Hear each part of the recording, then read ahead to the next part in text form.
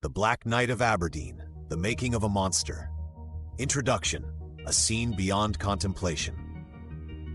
On the morning of March 1st, 2000, in the small, unassuming town of Aberdeen in New South Wales' Hunter Valley, a man failed to show up for work. This was uncharacteristic for John Price, a well-liked local miner known to his friends as Pricey. A concerned co-worker, acting on a chilling premonition Price himself had shared, went to his home for a welfare check. What he found was the first sign that something was terribly wrong: a bloody handprint on the front door. Police were called to the scene. What they discovered inside the quiet suburban house would not only rock the small community to its core, but would also etch itself into the annals of Australian criminal history as an act of unparalleled horror. Former Sergeant Robert Wells, one of the first officers to enter, would later describe a scene that defied belief. In the lounge room, the decapitated and skinned body of John Price lay on the floor. Hanging from a meat hook in a doorway was his skin, removed with a butcher's precision, a human skin pelt, completely intact in one piece. Price's de facto wife, Katherine Knight, was found nearby in a stupor, having taken a handful of pills in a seemingly half-hearted suicide attempt. Not enough to kill her, but they made her sleepy. The full scope of the depravity was yet to be revealed. In the kitchen, investigators found Price's head boiling in a pot with vegetables. On the dining table, plates were set. On them were baked portions of flesh carved from Price's buttocks, served with gravy and vegetables. Beside each plate was a small handwritten note bearing the name of one of Price's adult children, the intended recipients of this grotesque meal. The crime was immediately recognized as something beyond a typical domestic homicide.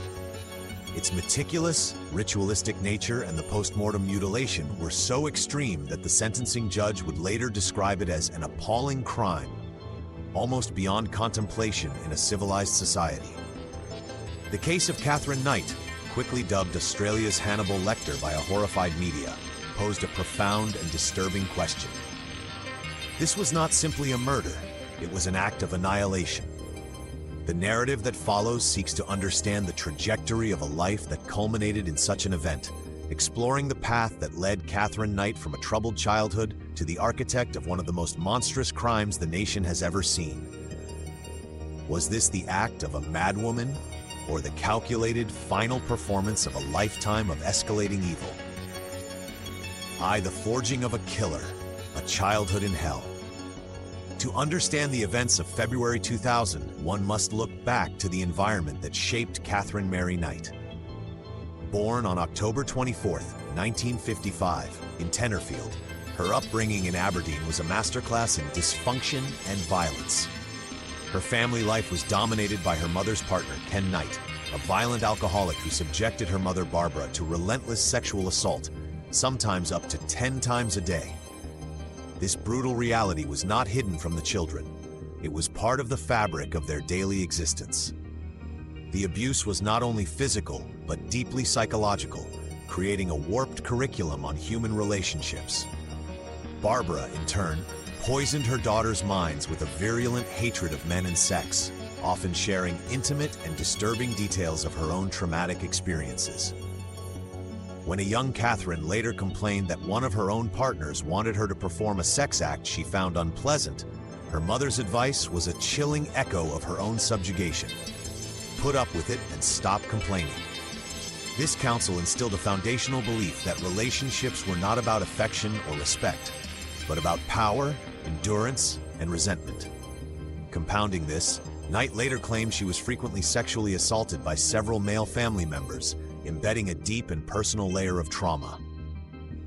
The family also harbored a secret of their Indigenous Australian heritage, which, due to the racism of the time, was a source of tension and an early lesson in concealment. The rage simmering within Knight began to boil over in her school years. At Muswellbrook High School, she was remembered as a loner and a bully who would intimidate smaller students. Her aggression was not limited to threats. She assaulted at least one boy with a weapon and was once injured by a teacher who was found to have acted in self-defense. Yet this violent streak existed alongside a capacity for control. When not in a rage, Knight could be a model student, often winning awards for good behavior, revealing an early and unsettling duality in her personality. After leaving school at 15, illiterate and unlettered, she found what she would later call her dream job at the local abattoir. This move proved to be a fateful turning point. In the blood-soaked environment of the slaughterhouse, her internal rage found a professional, socially sanctioned outlet. She excelled at her work, was quickly promoted to the boning section, and was given her own set of prized butcher's knives. These were not just tools of a trade, they became symbols of her identity and power. In a piece of chilling foreshadowing, she developed the habit of hanging these razor-sharp knives over her bed, a practice she continued everywhere she lived, explaining that they would always be handy if I needed them. The abattoir provided the perfect convergence. A psyche forged in violence had now acquired the technical skills of dismemberment, creating a uniquely dangerous individual. 2. A litany of violence. The men before Price. The murder of John Price was not an isolated act of violence, but the horrifying climax of a decades-long pattern of domestic terror. Katherine Knight's relationships with men were battlegrounds where she used extreme violence as a tool for control, punishment, and communication, all while the legal and medical systems repeatedly failed to intervene in any meaningful way. Relationship 1. David Kellett, 1974 to 1984. Knight's first marriage to David Kellett began with a violent omen. On their wedding night in 1974, she tried to strangle him because he fell asleep after they had had intercourse only 3 times, an act she perceived as a personal slight. The violence escalated from there. On one occasion, a heavily pregnant Knight flew into a rage when Kellett arrived home late from a darts competition. She burned all his clothes and then struck him on the back of the head with a frying pan, fracturing his skull. Kellett fled in terror to a neighbor's house. Police intended to press charges, but Knight, demonstrating an early mastery of manipulation, managed to talk him into dropping them, establishing a crucial pattern of evading legal consequences. When Kellett finally left her in 1976 after the birth of their first child, Melissa, Knight's grip on reality shattered completely. She was seen pushing her newborn's pram down the street, violently throwing the pram from side to side. Admitted to a hospital and diagnosed with postnatal depression, she was soon released, only to commit an act of unimaginable cruelty. She placed her 2-month-old baby on a railway line just minutes before a train was due. The infant was saved only by the chance intervention of a homeless man. Knight's subsequent rampage saw her slash a woman's face with a knife and later take a young boy hostage at a service station, where she was finally disarmed by police wielding brooms. During her subsequent psychiatric admission, she confessed to nurses her intent to kill the mechanic who had fixed Kellett's car, Kellett himself, and his mother. Yet again, her time in psychiatric care was brief. Relationship 2. David Saunders, 1986 to 1990. Knight's next long-term partner, David Saunders, stepped into a world she had curated in her own macabre image. She decorated their home with animal skins, skulls, rusty animal traps, and various blades, creating a veritable house of horrors. The violence in this relationship took on a more symbolic and ritualistic tone. In a chilling display of calculated threat, Knight slit the throat of Saunders' 2-month-old dingo puppy directly in front of him, explicitly stating it was an example of what would happen if he were ever unfaithful. The physical assaults continued. She stabbed him in the abdomen with a pair of scissors during one argument. When Saunders eventually fled and went into hiding, Knight demonstrated her capacity to weaponize the very systems meant to protect victims of abuse. She went to the police and falsely claimed she was afraid of him, successfully obtaining an apprehended violence order, AVO, against the man she had terrorized. Each time she committed an act of extreme violence and faced no significant repercussions, her sense of impunity grew, and the threshold for her next atrocity was lowered. Relationship 3. John Chillingworth, 1991 to 1994. Knight's relationship with her former abattoir co-worker John Chillingworth was comparatively brief and less violently documented. It produced her fourth child, a son named Eric, and ended when she began an affair with his friend, John Price. This history reveals a stark chronological escalation of violence that went tragically unheeded for over 2 decades. The pattern began in 1974 with the attempted strangulation of her first husband, David Kellett, and escalated to fracturing his skull with a frying pan. After he left her in 1976, her violence exploded into the public sphere. She endangered her infant daughter, slashed a woman's face with a knife, and took a young boy hostage, resulting in only brief psychiatric interventions. With her next partner, David Saunders, the violence became more ritualistic and manipulative. In 1987, she slit his puppy's throat as a threat, later stabbed him with scissors, and then weaponized the legal system to obtain a restraining order against him after he fled in fear. Each act, met with minimal consequences, reinforced her impunity and set the stage for her final, most horrific crime. Third, the final victim, the life and death of John Pricey Price. The relationship between Katherine Knight and John Price began as an affair while she was still with John Chillingworth. To the outside world, in the close-knit community of Aberdeen, their life together seemed unremarkable. Neighbors and co-workers saw nothing out of the norm. Price, a father of 2, was a respected and well-liked man, making the violence that unfolded behind closed doors all the more shocking to those who knew him. Inevitably, the violent patterns of Knight's past relationships began to emerge. The facade of normalcy shattered when, during an argument, Knight stabbed Price. This was a critical moment. Unlike her previous partners who were often cowed into submission, Price took a definitive step to protect himself. He went to the police and obtained a restraining order against her. He recognized the mortal danger he was in and used the legal system in an attempt to escape it. Tragically, this formal separation did not last. In a dynamic all too common in cycles of abuse, the couple briefly reconciled. But Price's awareness of the threat Knight posed never waned. He was a man who knew he was living on borrowed time, trapped by a predator he fully understood. This knowledge culminated in a final, desperate act of foresight. After another tense dispute, Price went to work and issued a chillingly specific warning to his co-workers. He told them that if he ever went missing, or if he simply didn't show up for his shift, it was because Katherine Knight had killed him. He instructed them to call the police immediately. This warning transforms the narrative of John Price from that of a passive victim to a prescient figure who foresaw his own murder, but was ultimately powerless to prevent it. He understood the lethal nature of the woman he was with, yet he could not break free from her orbit. This fatalism adds a profound layer of psychological tragedy to the events that followed. He saw his own death coming, and his final act was to ensure his killer would be found. IV, An Anatomy of Horror, The Murder of John Price. The night of February 29, 2000 was the culmination of Katherine Knight's life of rage. The murder of John Price was a performance in 2 acts. The first, a frenzied and brutal killing. The second, a cold, methodical desecration that served as the ultimate act of dehumanization and psychological terror. Having spent the day securing a restraining order against her, Price likely believed he had some measure of safety. But that night, Knight waited for him to fall asleep before launching her attack. The assault was one of savage fury. Using one of her prized butcher's knives, she stabbed him at least 37 times. The location of the wounds on both the front and back of his body told a story of a desperate struggle. He had awoken and tried to flee his attacker, only to be pursued and cut down.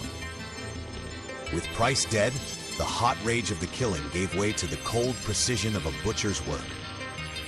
It was here that Knight's abattoir skills were put to their most horrific use. She began the grotesque task of skinning his corpse, a process she carried out with such expertise that she was able to remove the entire pelt in a single intact piece. She then hung this human skin from a meat hook she had recently installed in a lounge room doorway, a detail suggesting a degree of premeditation. The skin was left hanging like a macabre trophy. Her work was not finished. She decapitated Price and carried his head to the kitchen, where she placed it in a large pot on the stove, adding vegetables and water to cook it into a stew.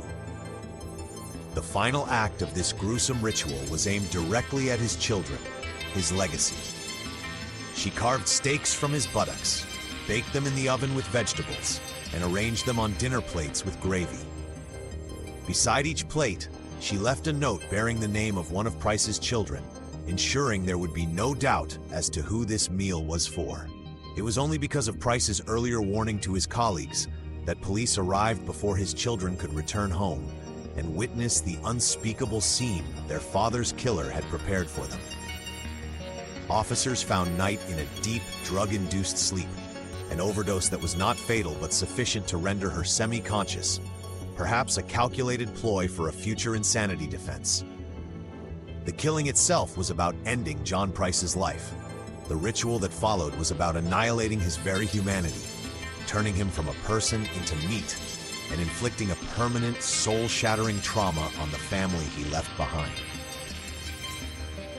The judgment of a monster. The legal reckoning. With Katherine Knight's arrest, the Australian legal system was confronted with a crime that defied its precedents and challenged its language. After initially being charged with murder, Knight eventually pleaded guilty, forgoing a full trial and proceeding directly to a sentencing hearing in October 2001. The hearing, presided over by Supreme Court Justice Barry O'Keefe, became a landmark moment in the nation's judicial history. Faced with the uniquely heinous nature of the crime, Justice O'Keefe handed down a sentence never before imposed on a woman in Australia: life imprisonment, with the explicit declaration that she was never to be released. His sentencing remarks captured the profound horror of the case, moving beyond dry legal terminology to articulate the sadistic nature of the act. He stated that the last minutes of John Price's life must have been a time of abject terror for him, as they were a time of utter enjoyment for her. This powerful judicial statement was not merely a description of the crime, but a formal declaration of Knight's malevolence and sadism. In 2006, Knight appealed her sentence, arguing that life without parole was excessively severe. The NSW Court of Criminal Appeal emphatically dismissed her claim. Justice Peter McClellan, in upholding the original sentence, reaffirmed the judiciary's view of the crime's unique depravity, calling it appalling, almost beyond contemplation in a civilized society. Academic legal analysis of the judgments reveals that the courts, unable to fit Knight into traditional categories for female offenders, such as a victim of abuse or someone suffering from psychosis, had to construct a new framework for her culpability. They adopted what scholar Penny Crofts terms a model of monstrous wickedness. The legal focus shifted from the murder itself to the post-mortem mutilation, as it was these acts that demonstrated a transgression of the fundamental borders of humanity. By skinning, decapitating, and cooking a human being, Knight had placed herself outside the norms of civilization. The unprecedented sentence was, therefore, more than a punishment. It was a legal and societal act of excommunication. The court was drawing a definitive line in the sand, legally exiling a person from the human community and declaring that her actions placed her beyond any prospect of redemption or return. 6. Inside the Mind of Katherine Knight, a psychological and criminological analysis. Attempting to comprehend the motivations behind Katherine Knight's actions requires a multifaceted approach, combining psychiatric diagnosis with criminological theory. While a clinical label provides a starting point, it is insufficient to explain the unique fusion of pathology, skill, and ritual that defined her crime. Psychiatric evaluation. During the legal proceedings, Knight was assessed by 3 court-appointed psychiatrists. They did not find her to be legally insane, a crucial determination that paved the way for her murder conviction, rather than a verdict of not guilty by reason of mental illness. The consensus diagnosis was borderline personality disorder, BPD, a condition characterized by a pervasive pattern of instability in interpersonal relationships, self-image, and emotions, as well as marked impulsivity. This diagnosis aligns closely with Knight's documented history, a profound fear of abandonment driving her to extreme violence when partners tried to leave, a volatile temper, and a series of chaotic and destructive relationships. However, the prognosis was exceptionally grim. 2 of the 3 experts concluded that her chances for a cure were nil, and that she would remain a person dangerous to others for the rest of her life. This psychiatric opinion, which painted her as essentially irredeemable, heavily influenced the court's decision to impose a sentence of life without the possibility of parole. Beyond the diagnosis, criminological perspectives. Knight's case represents a profound challenge to standard criminal classification. The BPD diagnosis explains her rage, but not the methodical, skilled nature of her crime's aftermath. Her actions exist at a disturbing intersection of clinical pathology, learned professional skill, and what the court could only describe as pure evil. Legal scholar Penny Crofts has analyzed how Knight embodies the concept of the monstrous feminine, a figure that transgresses both criminal and gender norms. Her crime was a horrifying parody of the nurturing maternal role. She cooked a meal, complete with vegetables and gravy, an act traditionally associated with caregiving. Yet this meal was made of her partner's flesh and intended to terrorize his children. This perversion of a feminine archetype, combined with the extreme violence, created a figure that was deeply unsettling to patriarchal assumptions within the law. Central to this monstrous construction is the concept of transgressing borders. Knight systematically dismantled the lines that separate human and animal by skinning John Price with the same techniques she used on animal carcasses in the abattoir. She reduced him to the status of livestock. Human and food. By cooking his remains and preparing to serve them as a meal, she violated one of humanity's most profound taboos, turning a person into an object of consumption. Fantasy and reality. The court accepted that Knight may have been inspired by scenes from a horror film, suggesting she crossed the boundary between fictional violence and real-world atrocity. Ultimately, her motive appears to extend beyond simple revenge into the realm of profound sadism. The judge's emphasis on her utter enjoyment during Price's abject terror suggests that the infliction of suffering was not a means to an end, but the end itself. This aligns with criminological profiles of hedonistic or thrill killers, who derive immense psychological gratification and a sense of power from the pain and fear of their victims. Katherine Knight cannot be understood through a single lens. She is a complex amalgam of a diagnosable personality disorder, the vocational skills of a butcher, and a sadistic intent that drove her to commit an act of absolute annihilation. Sepin, a crime that shook a nation, legacy and aftermath. The horror of Katherine Knight's crime sent shockwaves far beyond the walls of John Price's home, leaving a permanent scar on the community, the first responders, and the national consciousness. The ripple effects of her actions continue to be felt decades later.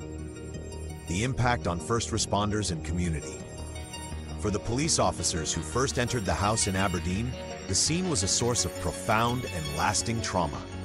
The experience was so horrific that some required years of therapy to cope with the images seared into their minds. The official police video footage of the crime scene is considered so psychologically damaging that it has been locked away, with the belief that anyone who viewed it would be forever damaged.